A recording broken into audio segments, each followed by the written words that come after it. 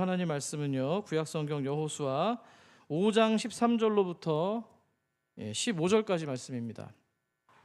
5장 13절로부터 15절까지 말씀인데요. 10절과 12절을 제가 좀 건너뛰었습니다. 왜냐하면 이달 말에 성찬식 때 제가 그 본문으로 하려고 하기 때문입니다. 그래서 짧은 구절이기 때문에 우리 같이 합독으로 세 구절을 읽도록 하겠습니다. 시작. 여호수아가 여리고에 가까이 이르렀을 때에는 눈을 들어본즉 한 사람이 칼을 빼어 손에 들고 마주 서 있는지라.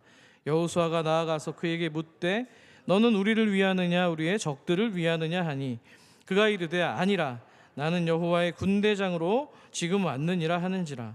여호수아가 얼굴을 땅에 대고 엎드려 절하고 그에게 이르되 내 주여 종에게 무슨 말씀을 하려 하시나이까. 여호와의 군대대장이 여호수아에게 이르되 내 발에서 신을 벗으라 내가 선 곳은 거룩하니라 하니 여호수아가 그대로 행하니라. 아멘. 이게 설교를 목사가 이제 이렇게 주일날 말씀을 전하고 금요기도에 또 이렇게 말씀을 전하면은요, 성도님들이 여러저런 저희는 피드백을 줍니다. 이런 말씀을 내가 이렇게 개인적으로 적용해서 은혜를 받았습니다. 이런 부분이 어려웠는데 명쾌하게 알려주셔서 감사합니다. 다양한 이제 이런 피드백이 있는데요. 지난주에 어느 성도님이 저에게 그런 말씀을 하더군요. 목사님, 최근 여호수아 말씀을 듣고 있다 보면은 하나님께서 이스라엘 백성들을 하나씩 준비시켜 주시는 인상을 받았습니다. 차근차근 그 인도하시는 하나님의 모습을 보면서 제가 더 의지할 수밖에 없음을 배우게 되었습니다. 이렇게 고백을 해줬습니다. 목사로서 참 기쁘죠. 그 고백에 저 또한 깊은 공감이 있습니다. 원고에는 없습니다만 부목사 생활을 하다가 이렇게 은혜 가운데 작년부터 이제 담임 역할을 하고 있습니다. 참 자리가 사람을 만든다는 말, 제가 제 스스로에게 하는 말은 좀 웃기긴 합니다만 그냥 안 보이는 것들이 잘 보입니다. 예전엔 잘 못 보던 것들이 눈에 들어오고, 성도도 마찬가지고 또 교역자도 마찬가지고 상황도 마찬가지입니다. 때로는 어려움도 있습니다. 고난도 오고요. 이해하기 힘든 일들도 있어요. 그런데 그 모든 것들 하나하나가 그냥 다 나를 위함이구나 이 생각이 듭니다. 왜냐하면 하나님이 아버지신데 좋은 거 주지 않겠습니까? 얘한테 이게 필요하니까 이걸 겪게 하시고, 얘한테 이 사람이 필요하니까 보내주시는 겁니다. 아마 여러분에게도 각자에게 이렇게 걸어가는 과정들이 있으실 텐데요. 순서마다 여러분들을 하나님께서 차근차근 걸음마 시켜주신다고 생각을 하시고 은혜로 하나님께 감사함으로 나가길 축복합니다. 자, 그래서 이스라엘 백성들도요, 하나님 나라 백성으로서 한 걸음 한 걸음 그 면모를 갖추어 나가기 시작을 합니다. 물론 오늘 아까 장로님께서도 좀 말씀해 주셨지만 기도가 참 멋졌습니다. 결과보다 과정 안에서 성장과 성숙이 있는 것, 참 저도 이 본문 속에 있는데요, 이스라엘 백성들의 성장과 성숙은 비단 여호수아 서에서만 드러나는 것은 아닙니다. 그 앞에 우리는 모세오경을 통해서 하나님께서 400년 동안 종살이하던 이스라엘 백성들을 이끌어내서 출애굽하는 과정에서도 하나님의 사람으로 그들을 빚고 계셨기 때문입니다. 한번 여러분 그냥 그들이 지나온 과정들을 머릿속에 좀 그려보시면 좋을 것 같아요. 오늘 교동문에서도 이 얘기가 나왔는데요, 한번 제가 쭉 읊어드리겠습니다. 자, 하나님께서는요, 출애굽할 때 이 10가지 재앙을 통해서 애굽이 섬기던 우상들을 모두 멸하십니다. 그러니까 진짜 신이 누구신지를 가르쳐 준 거예요. 또 애굽의 군대가 뒤에서 쫓아오고 앞에 홍해가 있을 때 또 마른 땅을 건너가게 하심으로써 구원이란 결국 하나님께서 열어주시는 길임을 몸으로 배우게 하셨습니다. 자, 그리고 광야 40년 동안 만나와 메추라기로 먹이시면서 너희들의 생존은 그 누구에게 있는 것이 아니라 하나님의 손에 달려있음을 가르쳐 주셨습니다. 아멘이십니까? 자, 물이 없던 목마른 날에는 어떻습니까? 주께서 반석에서 물이 터져 나오게 하셨습니다. 그것을 통해 여호와께서 생수의 근원이시구나, 그걸 알게 하신 것이죠. 또한 낮에는 어떻습니까? 밤에는 어떻습니까? 구름기둥, 불기둥을 인도하셔서 그들을 인도하시는 목자 하나님을 체감하게 하셨습니다. 시내산에서는 어떻습니까? 십계명과 말씀을 주시면서 율법을 주시면서 이스라엘 백성들이 바로 하나님과 언약으로 맺어진 하나님 나라 백성임을 선포해 주셨습니다. 자, 이렇게 하나님께서는 40년이라고 하는 시간 속에서 그들을 언약 백성으로 하나님의 사람으로 일구어 가셨던 겁니다. 믿으십니까? 애굽에서 몸에 배어 있던 그들의 말투와 두려움을 제거해 주시고 그 기간 동안에 노예처럼 움츠려들었던 옛 습관을 전부 다 벗겨내 주시고 하나님 없이도 살 수 있을 것 같았던 그들의 착각까지도 교정해 주셨던 겁니다. 자, 우리가 살펴보고 있는 이 여호수아도 마찬가지입니다. 하나님은 약속의 땅 가나안에 들어갈 때도 정복을 서두르지 않으십니다. 오히려 그 땅의 문턱에서 고비마다 발걸음을 늦춰주시면서 그 자리에서 하나님이 누구신지, 너희들이 누구인지에 대해서 계속 아주 지겹도록 정체성을 확인시켜 주셨습니다. 자, 인격적인 성장과 성숙을 그런 과정을 주셨다는 건데요. 여러분, 회사에 입사해서도 막 입사한 사람을 바로 실전에 투입하지 않습니다. 인턴십을 경험하게 만듭니다. 군대도 마찬가지입니다. 군복만 입었다고 해서 군인이 되는 건 아닙니다. 훈련소에서 생활이 바뀌고 또 말투가 바뀌고 걸음이 바뀌고 소속과 질서를 새긴 다음에 자대로 배치를 받았기 때문입니다. 하나님도 이스라엘을 그렇게 다루시는 것 같아요. 그래서 출애굽 백성을 향해서 하나님이 뭐라고 부르시는지 아십니까? 우리 화면을 통해서 12장 41절을 같이 읽어볼게요. 시작. 430년이 끝나는 그날에 여호와의 군대가 더 애굽 땅에서 나왔은즉. 아멘. 이스라엘 백성을 두고 하나님이 뭐라 부르십니까? 여호와의 군대라고 부릅니다. 자, 이들은 더 이상 애굽의 종이 아닙니다. 여호와께 속한 백성입니다. 하나님 나라의 군사라는 거예요. 누구의 지휘 아래 움직이는지 이제 소속이 분명해진 겁니다. 자, 요단을 건너는 이 이스라엘 백성들의 모습도 거기서도 우리가 그걸 발견할 수 있는데요. 지난 시간까지 어떤 과정들이 있었습니까? 짤막하게 살펴보겠습니다. 요단강 앞에서는 법궤를 앞세웠습니다. 기억하시죠? 백성이 먼저 뛰어들어가서 길을 여는 것이 아니라 하나님의 임재가 있는 말씀이 담겨 있는 법궤를 앞세움으로써 하나님이 길을 여신다, 이걸 보여준 겁니다. 그래서 여러분, 물살이 거센 어떤 그런 상황 속에서 머릿속으로 그걸 계산하고 두려움으로 뭔가 셈하는 그런 얄팍한 수를 거두게 하시고 그저 하나님의 임재를 바라보게 하셨던 겁니다. 너희 인생의 선두는 너희 스스로가 아니라 바로 여호와 하나님, 아버지 하나님, 바로 나다, 이 사실을 각인시켜 주신 겁니다. 자, 요단을 건넌 뒤에는 어떻습니까? 길갈에 돌을 세웠습니다. 훗날 자녀들이, 후손들이 묻거들랑 이 돌이 무엇이냐 묻거들랑 그때마다 하나님이 행하신 역사, 이러이러해서 하나님이 우리를 인도하셨다, 그 베풀어 주신 은혜를 기억하게 만들었습니다. 다음 세대에게 우리가 강해서 선조들이 잘해서가 아니라 오직 하나님이 행하셨다, 이 고백을 공동체 안에 증거로서 남긴 것입니다. 자, 더 놀라운 장면은 그 기념비, 돌 기념비를 세웠던 길갈이라고 하는 땅에서 하나님은 이스라엘에게 할례를 명하셨다는 겁니다. 여러분, 지난 시간 말씀이 좀 궁금하신 분들이 있으면 제가 주보에 매주 전주에 있었던 말씀을 요약해서 이렇게 짧은 글로 제가 이렇게 올려드리곤 합니다. 시는 아닙니다. 그런 수준은 아니고요. 그래도 이해하시는 데 도움이 될 거예요. 한 번씩 보시길 바랍니다. 자, 그래서 할례를 명했는데요. 적들이 코앞에 있는 상황입니다. 그들이 보는 앞에서 아군의 전투력을 상실하도록 만들었어요. 얼마나 바보 같은 그런 일입니까? 그런데 하나님 왜 그러신 거예요?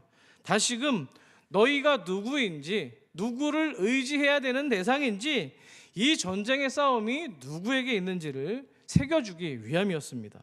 그러니까 칼을 쥐어서 상대를 먼저 치기 전에 돌칼을 먼저 자신에게 겨누도록 했던 것이죠. 그러니까 약속의 땅 가나안을 취하는 방식은 세상과 똑같은 방식의 총칼을 겨누는 것이 아니라 오직 하나님을 의지함으로써 들어갈 수 있음을 가르쳐 주신 겁니다. 믿으십니까? 자, 그리고 이제 여리고성 전투를 앞두고 유월절 절기를 지켰습니다. 그게 뭘 의미하는지 아십니까? 이스라엘아, 너희들은 출애굽의 은혜로 태어난 백성들이다. 어린 양의 피로써 살아남은 백성이야. 이 사실을 가르쳐주고 있는 거예요. 그러니까 이제 치열하게 전투가 벌어질 그 전쟁의 한복판에서도 너희를 움직이는 것은 너희가 가진 힘이나 능력이나 소유와 또는 어그러진 분노와 두려움이 아니라 오직 하나님의 은혜여야만 된다. 어린 양의 은혜여야만 된다. 이것을 가르쳐주고 있는 겁니다. 자, 그러니까 여호수아의 이 정복은 실력으로, 인간의 실력으로 밀어붙이는 정복이 아니라 정체성, 즉 하나님 앞에 전사가 되기 전에 예배자가 돼서 정복해야 되는 땅이라는 사실입니다. 믿으십니까? 자, 그리고 바로 이런 흐름 위에서 오늘 본문이 이어지고 있는 거예요. 자, 지금까지 하나님께서는 이스라엘 백성들로 하여금 당신의 임재를 보게 하셨습니다. 그렇죠? 또 은혜를 기억하게 하셨고요. 또 소속과 정체성을 여러 번 경험하게 하셨습니다. 그리고 유월절 피의 은혜를 다시 한번 기억하게 하셨습니다. 여러분, 그러면 이제 남은 것은요, 가나안 여리고성을 향해서 전진하는 일만 남았습니다. 그런데 말이죠, 우리 하나님 여기서도 한 번 더 멈추게 하신다는 사실이에요. 자, 오늘 평소와 달리 제가 도입부만 3장입니다. 왜 이렇게 긴 줄 아세요? 여러분들 한번 생각해 보시라고 제가 이 얘기를 한 거예요. 하나님께서 우리를 이렇게 어쩌면 지리멸렬한 과정을 통해서까지 계속 반복하고 얘기하고 반복하고 약속하고 이걸 하시는 이유가 뭘까요? 그만큼 우리가 말을 안 듣기 때문인 거예요. 말을 안 들으니까 아까 준비시켜 주신다 그랬잖아요. 한 걸음 한 걸음. 저는 이게 너무 인격적이라고 생각합니다. 자, 그래서 자, 남아있는 거는 행지 여리고성을 향해서 전진하는 건데 멈췄다고 그러겠어요. 뭐 또 멈추겠다고 말씀했습니다. 진짜 싸움이 일어나기 일보 직전인데 하나님이 또다시 너희가 어떤 군대인지, 너희가 누구의 소유인지에 대해서 다시 한번 확인시켜주고 있습니다. 여호수아를 통해서요. 우리 13절 전반부를 여러분 읽어주세요. 시작. 자, 어디에 가까이 이렇습니까? 여리고입니다. 단순한 위치, 어떤 지명에 대한 소개가 아닙니다. 본격적인 전투의 현장이 가까워왔음을 이야기하는 거예요. 백성들의 심장이 아마 점점 더 빨라지기 시작했을 겁니다. 맥박이 빨라졌을 거예요. 왜요? 눈앞에 당대 최고의 성이라 불렸던 위풍당당한 여리고성이 아주 난공불락으로 서 있습니다. 어쩌면 적들의 이런저런 소리들이 들려왔을 겁니다. 무기를 다듬는 소리가 들려왔을 수도 있고 어떤 군령에 이어서 명령을 따르는 병사들의 모습도 보였을지도 모르겠습니다. 자, 이런 긴장된 상황에서 우리의 여호수아에게 무슨 일이 일어났을까요? 13절 중반절까지 여러분 다시 한번 읽어주십시오. 시작.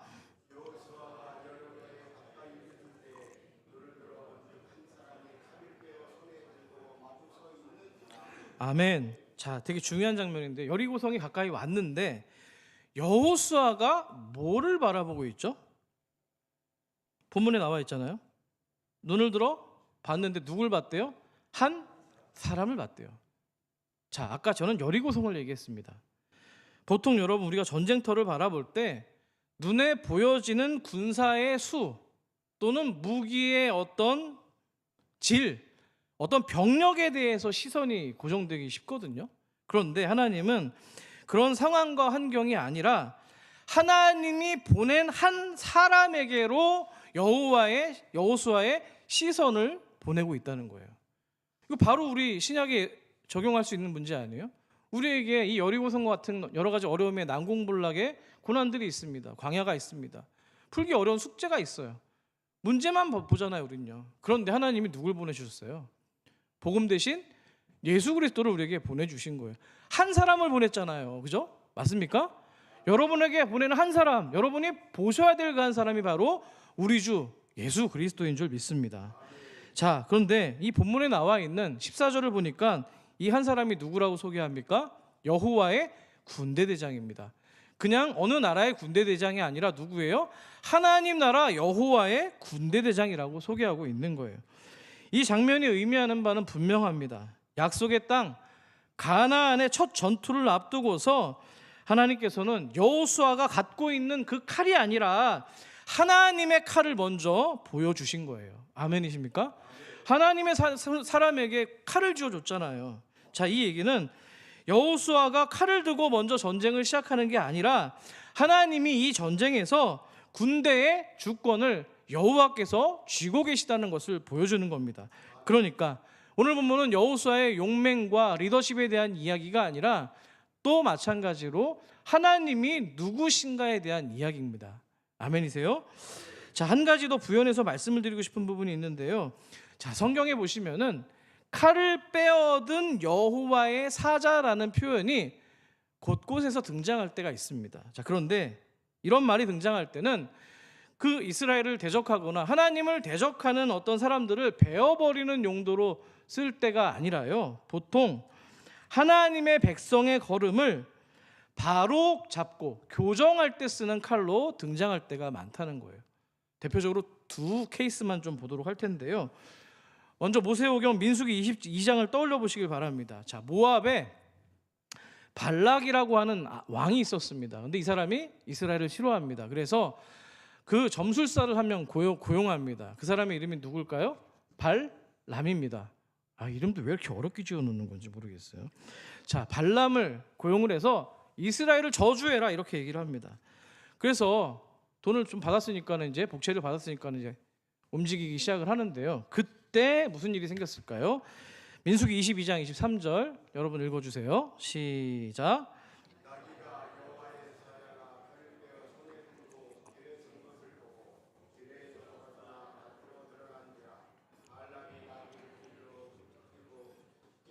아멘.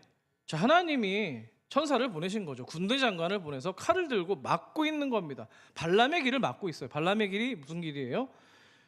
이스라엘을 저주하는 길입니다. 그러니까 이거죠. 멈춰라 발람아, 이 녀석아, 너가 지금 하려고 하는 짓은 망령된 짓이다. 그 길은 옳지 않아. 어떻게 감히 내 백성에게 저주를 하려고 하느냐. 돌아서라. 이렇게 경고하고 있는 거예요. 자, 그러면 이 하나님의 칼을 든 천사가 누구에게 또 나타났을까요? 놀라지 마세요. 하나님이 되게 사랑하시는 사람 앞에도 나타납니다. 자, 우리 역대상 21장 16절을 한번 같이 읽어볼게요. 시작. 다윗이 눈을 들어보매 여호와의 천사가 천지 사이에 섰고 칼을 빼어 손에 들고 예루살렘 하늘을 향하여 편지라. 다윗이 장로들과 더불어 굵은 배를 입고 얼굴을 땅에 대고 엎드려. 아멘. 이게 뭔 상황에서 나왔냐면 다윗이 인구조사를 감행했을 때 하나님이 그 교만한 꼴을 못 보겠던 거죠. 인구조사 왜 하는 거예요? 내 치세가 이렇게 되었구나, 이렇게 늘었구나, 내 백성이 이렇게 많구나, 뻐기기 위함 아닙니까? 그 교만을 꼴보기 싫었던 겁니다. 자, 그러니까 하나님께서는 이 칼로서 외부에 보여지는 전쟁만 다루는 게 아니라 우리 내면에 있는 교만을 먼저 다루신다는 거예요. 아멘이십니까? 그러니까 이런 상황들을 좀 접목해 본다면 여호수아 5장에서 접목해 보면 어떤 의미입니까? 여호수아야, 이 전쟁은 너의 전쟁으로 착각하지 말거라.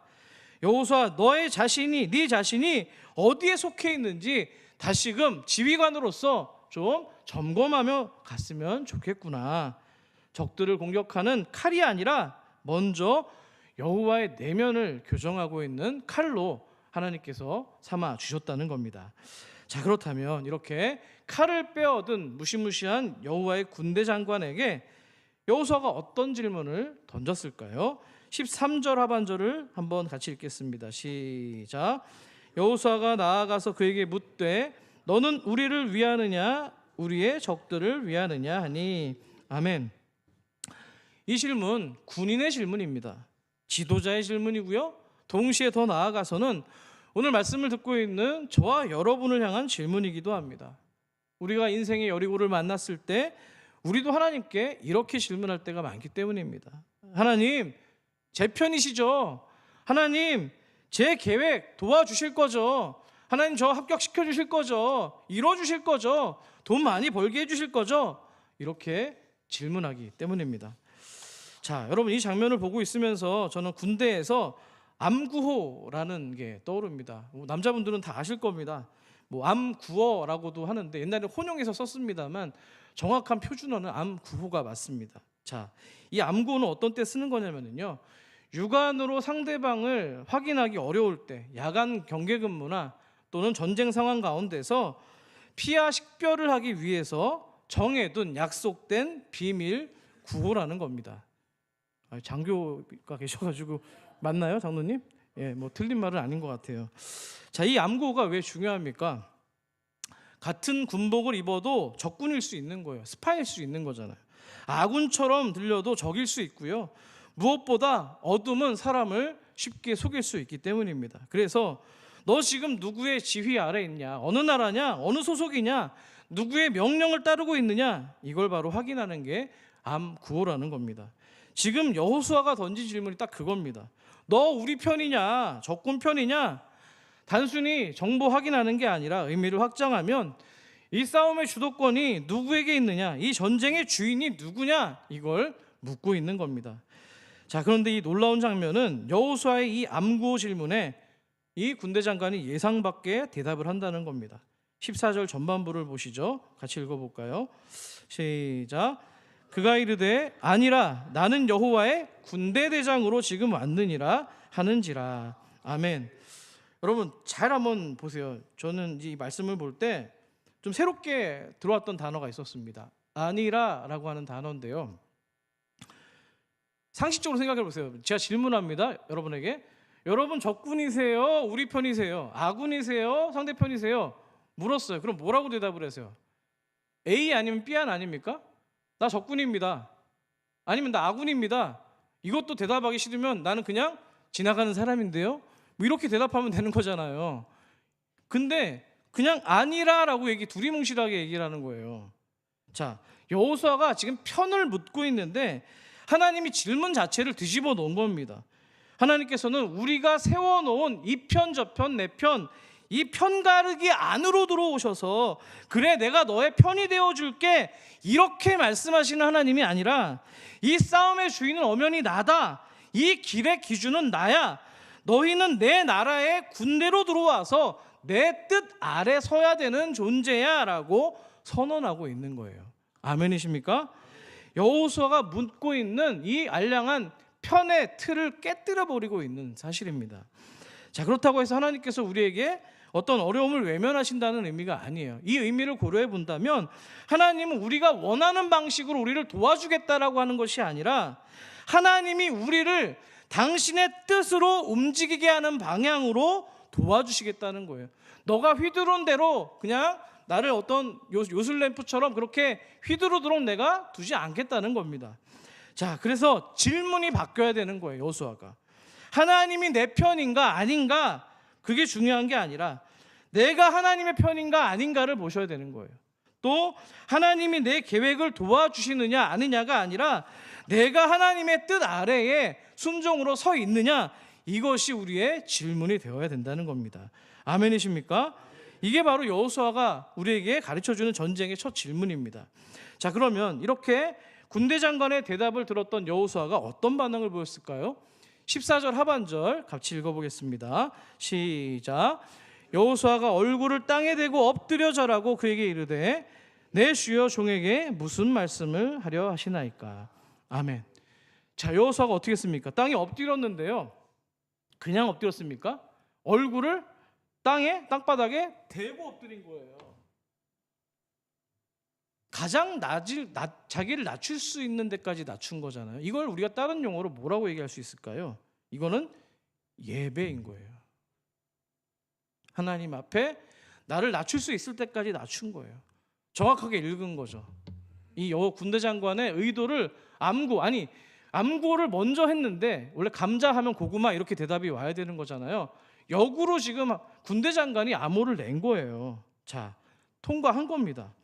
자, 중요한 거는 엎드려 절했는데 태도를 주목해 보세요. 뭐예요? 무슨 말씀을 하려 하시나이까? 이 얘기는 뭐예요? 엎드려가지고 내가 하나님의 말씀을 듣겠습니다, 경청하겠습니다 라는 거예요. 이스라엘을 통솔하는 지금 지휘관, 장교가 예배자로 바뀌었습니다. 명령을 하다라는 지휘관에서 말씀을 듣는 청종하는 사람으로 바뀌었다는 거예요.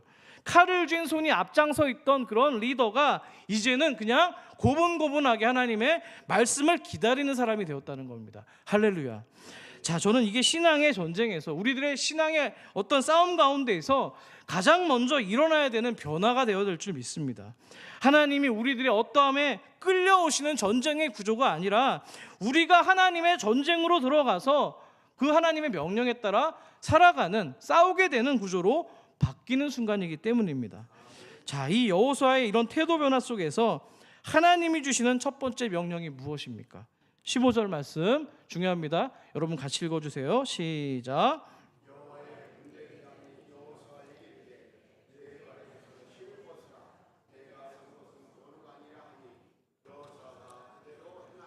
아멘. 너의 발에서 신을 벗어라. 너희가 선 곳은 거룩한 곳이다. 여러분, 하나님께서 여호수아에게 전략, 전술, 방법을 알려주는 대신에 거룩을 먼저 주고 있다는 겁니다. 거룩의 1차적인 의미가 뭡니까? 이 강단에서 수많은 목회자들이 이야기했을 겁니다. 1차적인 의미는 구별입니다. 한번 따라해 볼까요? 거룩은 구별입니다. 근데 그 구별이라는 게요, 세상과 뭔가 담을 쌓는 구조의 구별이 아니라 하나님께 속하는 구별이라는 거예요.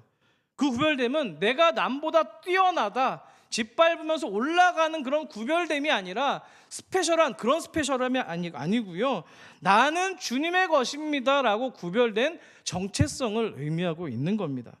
자, 구약에서 여러분 거룩은 언제나 하나님의 임재와 연결이 되어 있는 거예요. 한번 따라해 볼게요. 거룩은 하나님의 임재입니다. 믿으십니까? 다른 거 다 잊어도 이건 잊어버리시면 안 돼요. 그래서 하나님의 임재하시면 그 자리가 거룩해지는 거예요. 여러분이 주방에서 양파를 막 썰고 있는 그 순간에도 하나님이 임재하시면 거룩한 성소가 되는 것이고요. 화장실에서 열심히 힘을 주고 있는 상황에서도 말씀이 생각나고 하나님께 은혜를 경험하고 있는 순간이라면 미안합니다만 그 자리도 성소가 되는 겁니다. 믿으십니까? 그러니까 하나님의 임재가 있는 곳이 거룩한 곳이라는 거예요. 환경과 장소의 문제가 아니라는 겁니다. 주님이 찾아오시면 거룩한 자리가 되는 거예요. 간절히 바라기는 우리 성도님들의 삶의 모든 자리마다, 현장마다 하나님의 임재와 거룩이 가득하시기를 주의 이름으로 축복합니다.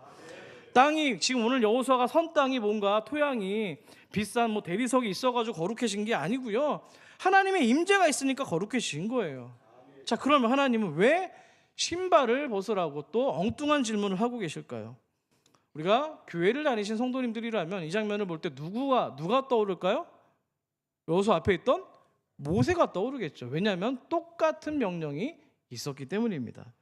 자, 고대 근동 문화에서요, 이 발과 신발은 종종 권리와 소유 그리고 지배를 상징했습니다. 뭘 상징했다고요?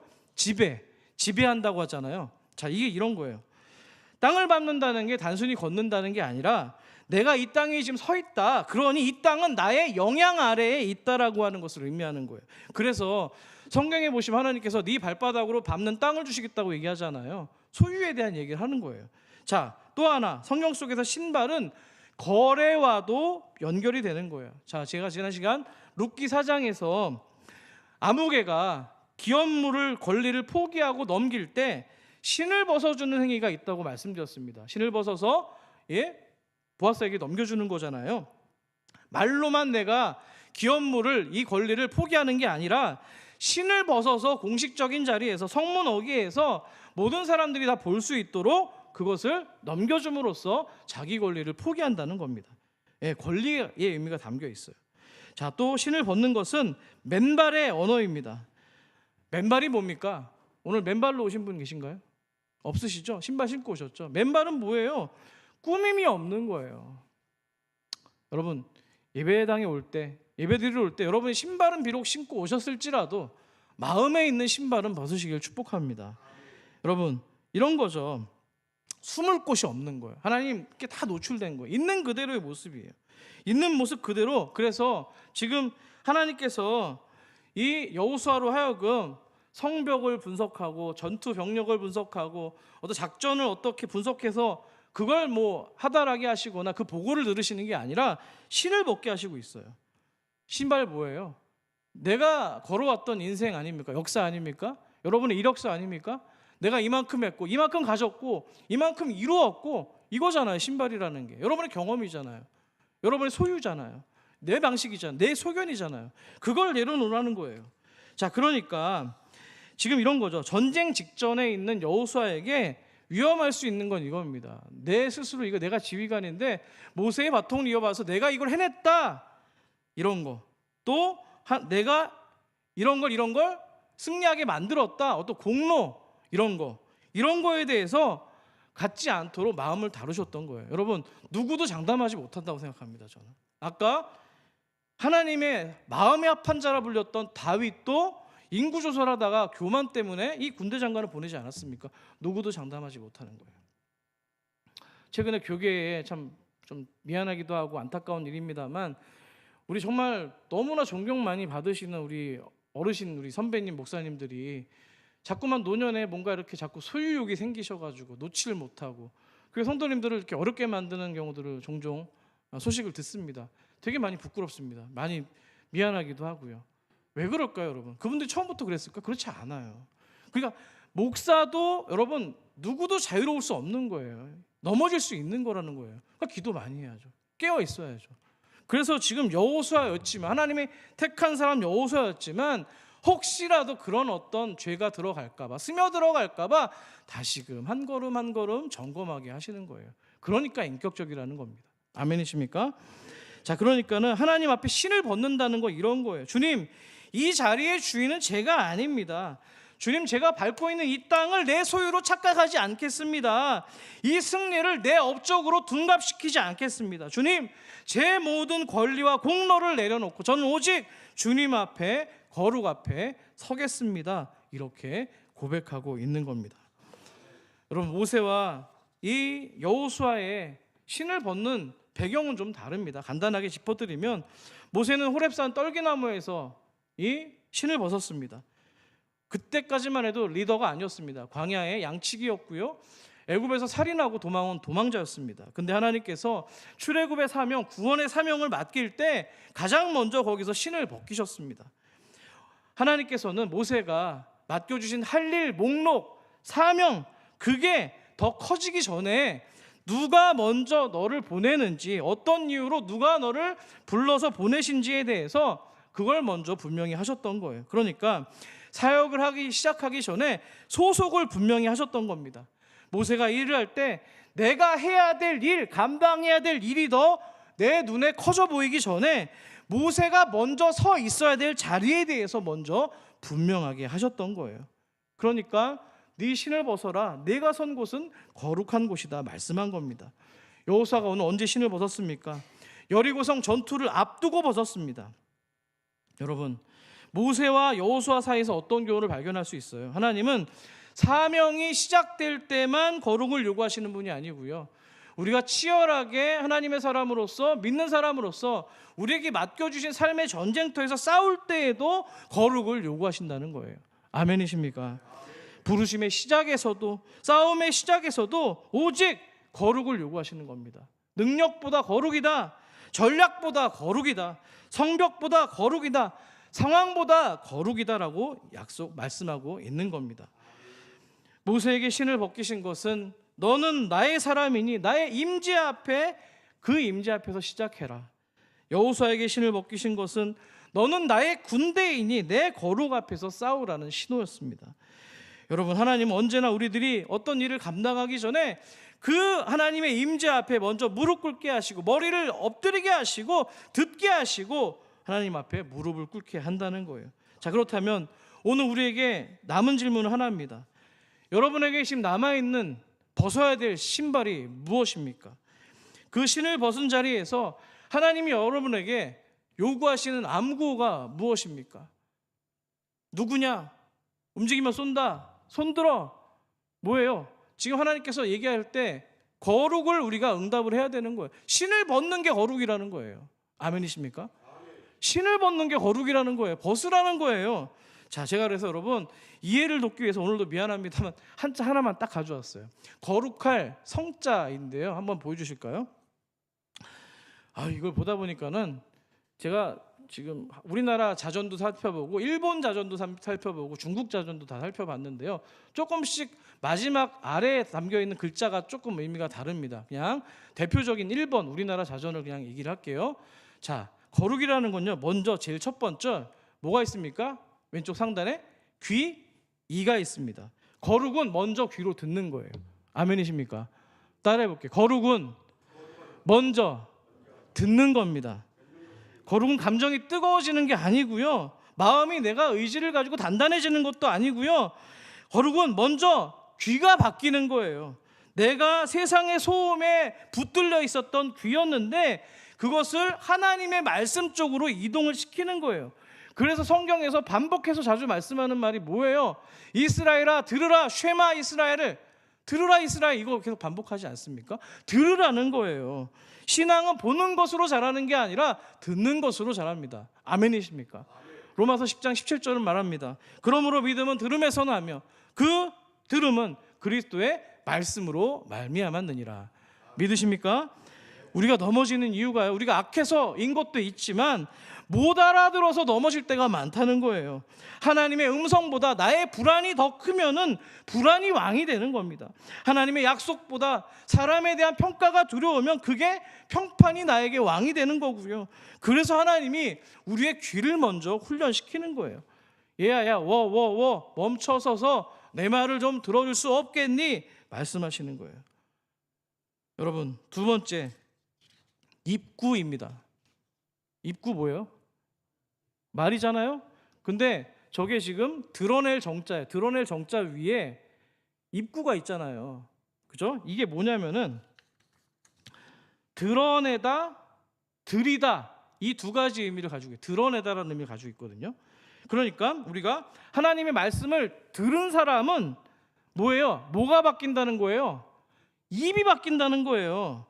내 마음을 끌고 가는 말이 바뀌고 사람을 대하는 말이 바뀌고 위기 앞에서 튀어나오는 말이 바뀐다는 거예요. 말이라는 게 그렇지 않습니까? 상처를 주기도 하고 서로를 살리기도 합니다. 그래서 거룩은 입술을 단정하게 그냥 예쁘게 하는 그런 어떤 꾸미는 게 아니라 하나님의 뜻 아래에서 내 뜻과 태도를 정렬하는 게 바로 그 입술의 거룩이라는 거예요. 그래서 여러분, 대표적으로 이사야 선지자 6장 기억나십니까? 하나님의 임재를 경험합니다. 성전에 하나님의 영광이 충만히 가득할 때 그 천사들의 모습을 바라보면서 거룩하다 거룩하다 얘기하면서 그가 첫 번째 보인 반응이 뭐였습니까? 아이구야, 나는 뭐가 부정하다? 입술이 부정한 사람이로다, 화로다, 망하게 되었도다, 이렇게 이야기를 하는 거예요. 하나님의 거룩 앞에서 우리가 제일 먼저 들키는 곳이 입이라는 겁니다. 여러분, 거룩은 완벽한 단어를 말하라는 게 아니고요, 하나님은 왕이십니다, 나의 주권자가 되십니다라는 게 여러분의 입술과 삶으로 흘러나오는 것을 의미합니다. 아멘이십니까? 여러분의 입술이 어떻게 하는 것이 거룩입니까? 누군가를 함부로 정죄하는 말을 멈추는 거, 불평으로 하루를 시작하는 거, 그걸 줄이는 거, 상처 주는 말로 어떤 사람의 영혼을 무너뜨리는 거, 이런 것들을 멈추는 거, 하나님의 복음을 부끄러움 없이 고백하는 거, 예수님이 주님입니다 말하는 거, 이 모든 것들이 다 하나님이 요구하시는 입술의 거룩이라는 사실입니다. 이런 은혜가 있기를 축복합니다. 마지막 세 번째, 드릴 정의입니다. 이 글자는 뭔가를 드러내다, 아뢰다라는 뉘앙스가 있습니다. 아뢰기 때문에 높은 사람이 말을 하는 거잖아요. 그래서 입구가 들어있는 거거든요. 그러니까 들은 말씀이 삶으로 드러나는 거예요. 하나님 앞에서 숨겨둔 것들이 내려놓고, 내 욕심을 내려놓고, 내 방식의 신발을 벗고 주님, 내가 주님께 속해 있습니다를 삶으로 드러내놓는 것이 바로 거룩하다는 거예요. 아멘이시죠? 그러니까 하나님 앞에서 거룩은 내 안에만 있었던 믿음이 밖으로 드러나고, 말에 입술에만 있던 고백이 행동으로 나타나고, 듣고 고백하고 삶으로 드러내는 것, 그것이 성경이 말하는 한자 거룩의 의미입니다. 자, 그러니까요, 좀 더 쉽게 말씀을 드리면 거룩은요, 내 힘이 커지는 게 아니에요. 내 역량이 커지는 게 아니라 나의 어떠어떠함, 깨끗함이 커지는 게 아니고요, 거룩은 왕 대신 하나님이 저와 여러분 안에서 커지는 것, 그것이 바로 하나님이 말씀하시는 거룩입니다. 아멘이십니까? 여러분을 가득 채우는 거, 하나님으로 가득 채우는 게 거룩이라는 거예요. 하나님의 임재가 있는 곳이 거룩이라면서요. 여러분의 마음과 내면과 입술에 하나님의 임재가 가득하기를 축복합니다. 자, 그러면 여러분, 이 거룩은 안전한 거예요. 왜냐하면 내가 왕일 때는 불안합니다. 내가 책임져야 되니까 그렇잖아요. 하지만 하나님이 왕이실 때는 맡길 수가 있어요. 주님이 하시기 때문입니다. 정리하면 거룩이라는 성을 한자어를 통해서 이 여호수아에게 하신 하나님의 말씀은, 여호수아야 너는 내 말을 들어라. 여호수아야 너는 내 이름을 또 너의 삶을 통해서 이 신앙 고백을 너의 삶으로 보여주어라. 입술로 고백해라. 여호수아야 이 싸움의 왕은 바로 나다. 주권자는 나다. 그래서 신을 벗을 수밖에 없음을 이야기하고 있는 겁니다. 말씀을 맺습니다. 여러분, 군대에는요 암고가 있다고 말씀드렸습니다. 어둠 속에서 마지막에 확인하는 단 하나의 기준입니다. 너 누구냐? 너 어디에 속해 있느냐? 오늘 하나님이 여호수아에게 물으시는 암고도 이것입니다. 그랬을 때 신발을 벗는 것이 암고의 정답이었습니다. 하나님의 암고 신발을 벗는 것 거룩입니다.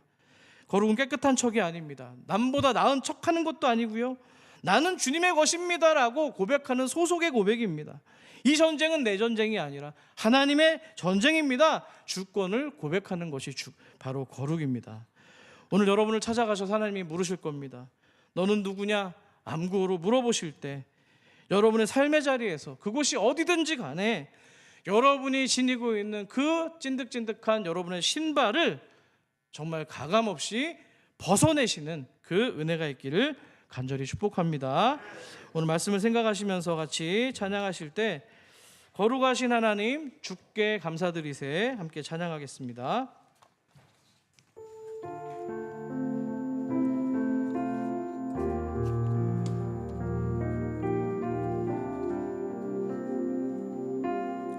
거룩하신